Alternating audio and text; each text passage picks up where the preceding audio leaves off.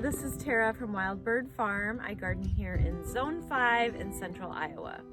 Today we're going to plant ranunculus corms in the hoop. So this is fall planting for spring blooms, and I'm going to tell you about the big mistake I made with my ranunculus.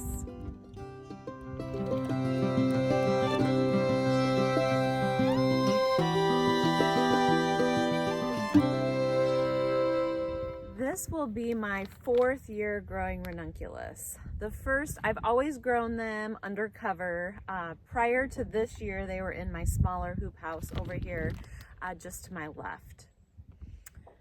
The first year, I actually had pretty good luck. I planted them out in the fall, overwintered them, and we had a coolish spring, so I had a lot of blooms.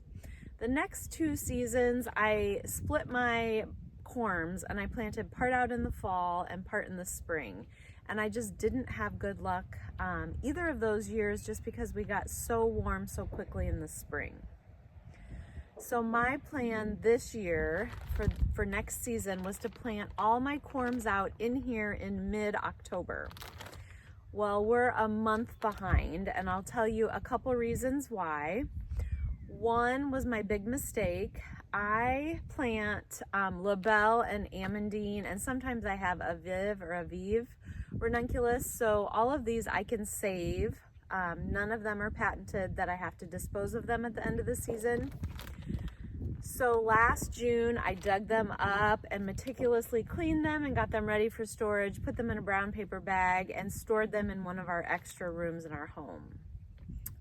About 2 months ago, I was going through that room and just cleaning things up, and I had a paper bag that I was using as a garbage can. Well, when it was time to take out things that I was throwing away out of that room, I grabbed both paper bags, and one of them had all my ranunculus and anemone corms in them. So come early October, I went to get them out of storage, and I could not find them anywhere. And I was going to pre-sprout them and get them going. I also had more that were going to be delivered to me, but I thought I was going to get a head start on those. Well, I finally figured out I had thrown them away. So that's a big lesson to you. Label your corms or your bulbs if you're saving them over winter.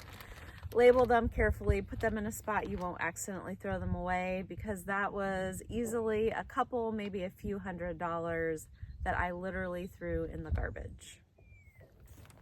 In addition to finding out, realizing that I threw those corms away, my order from Ball Color Length has been delayed. It was supposed to come mid-October so I could get them planted as well, and I just kept getting postponed shipping notifications.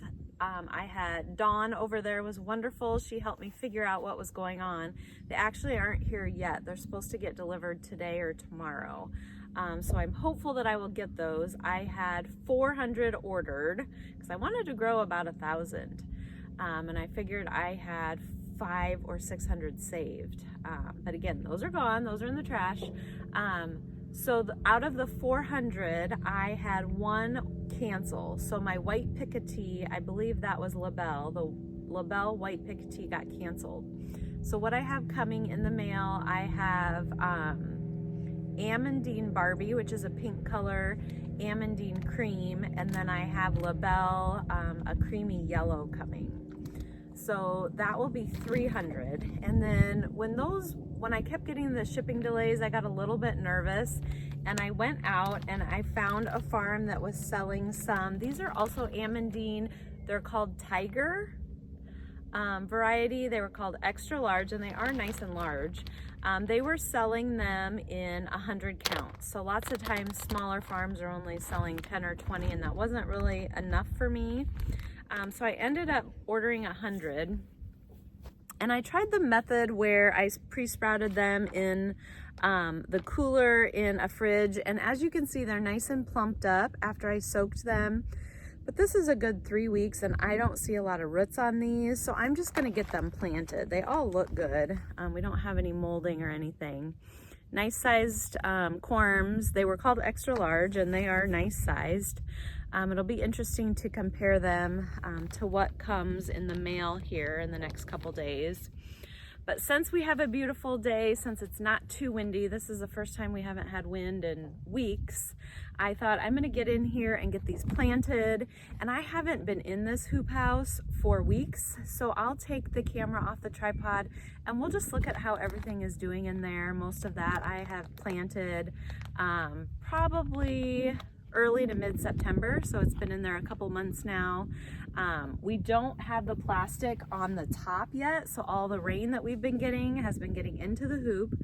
So I was watering nightly for probably a month, but since mid-October, so probably for about the last month, I haven't watered. It's been getting rainwater. So let's go in, check out how everything's doing, and then we'll get these planted. It has definitely been a very mild fall so far. Now we did get a hard frost that of course took out the tender annuals probably about 3 or 4 weeks ago now. But for the most part, it's been pretty mild. Now I have this whole entire 40+ foot row of 3 different kinds of snapdragons. These are looking really good and they have definitely put on growth. This was the smallest variety when I put these in. They've at least doubled in height. Most of them are looking really healthy. Don't see too many holes where we've had dieback. This whole row looking good. Now you can kind of see here on down, these were a little bit bigger to begin with and are still putting on good growth. I am doing my pansy experiment this year, so these went in about the same time. They were also just teeny little plugs when I got them. I did bump them up and let them grow on a little bit, but they've been out here a month and a half probably now, putting on really good growth. You can see there's a few blooms. They've actually been trying to push blooms since I planted them. I'm just gonna let them go. Now, if it were springtime and I was trying to get the stems a little bit longer, I'd probably pick those blooms off. Get out of my shadow here. Foxglove down here. Now this is the first time I've grown foxglove. After I planted these plugs, they were hit with some really high winds. We didn't have the hard plastic on the edges or even this lower plastic that'll roll up yet, so they were just getting beat by that by the northwestern wind coming in. But they've bounced back, and I would say most of the leaves that we're seeing on these are not original leaves. They pushed new growth because they were pretty beat up. This is looking really good. And then I kind of have this row split between the foxglove here, and then we're coming up on the Sweet William or the Dianthus. And I see a few blooms on this too, which we aren't really wanting blooms now. We'd rather have these in spring. But I might come out and just cut these when they push a few more flowers, just to take inside the house. These are looking really good as well. Also put on a ton of growth.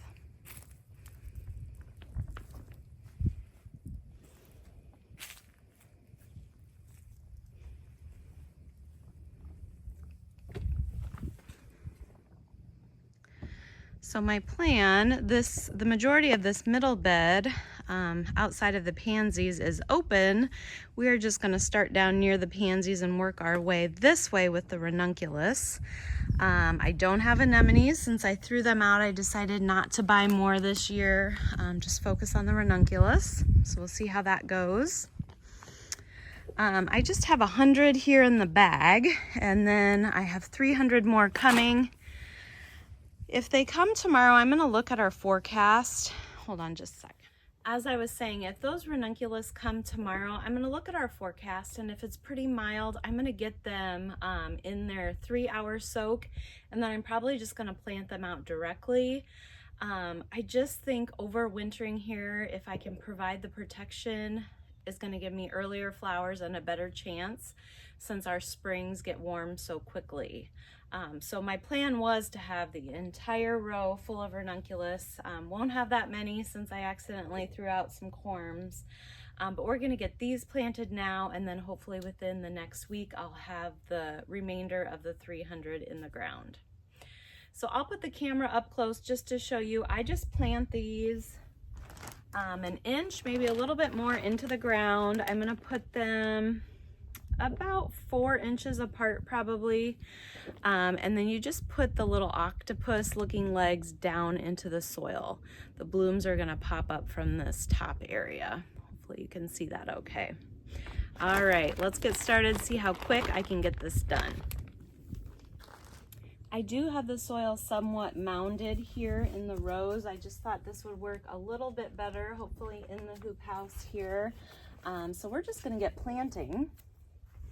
There's already a few weeds here that we're gonna have to deal with. But I'm just gonna dig a little bit of a trench and pop this right in. In past years, I've kind of done a whole trench. I think I'm just gonna do more pocket holes this year, just making sure we get them down and good contact in the soil. And I would say this is about, I'm gonna do about 4 by 4 inch spacing. Since this ground is so wet, I'm gonna have to hop over and do the other half of the row from the other side here. I did make this row in the hoop house pretty wide. I would say it's over 4 feet wide, but because I can get to it from both sides, I wanted to maximize the space in here. I think we're gonna get 6 across. Looks like 1, 2, 3, 4, 5, yeah, 6 across. So we will do 3 on this side and then we'll hop over and do 3 on the other.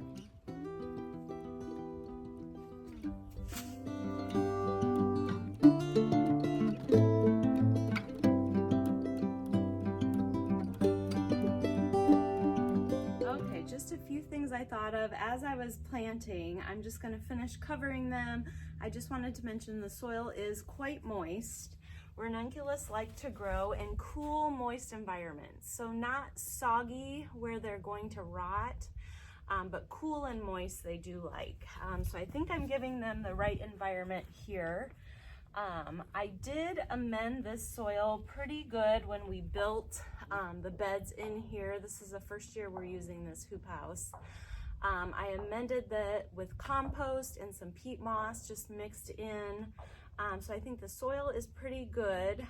I will, of course, use some organic fertilizer in the spring on this bed. But otherwise now we just kind of have to sit back and see that they are growing, see how they're doing. When it gets cold, I will put hoops and row cover over all of these beds in here. The Sweet William and the Foxglove, that row probably doesn't need it, but I have the frost cloth, so I'll probably just cover everything up. That's just going to give it an extra layer of protection. Here in Zone 5, we have Arctic blasts that get down below -20 Fahrenheit. So pretty cold, so they appreciate that extra layer as it continues to get a little bit colder. On sunny, mild days like this though, definitely need to crack the windows, roll up the sides, have some good ventilation in here because it can get hot pretty quickly. So I'm going to finish covering these up. I did take at least 1/3 of this space though, so I don't think I'm going to be able to get 300 additional down there. I can maybe get 200. So I might make that my plan, and then I might put the other 100 over in our old hoop house where there should be room, where I'm planning to put the scented stock in the spring. So that's the plan. If you have any questions about ranunculus, drop them below. I don't have it all figured out, but I do have a few growing seasons under my belt now, and I'd be happy to answer any questions. Until next time.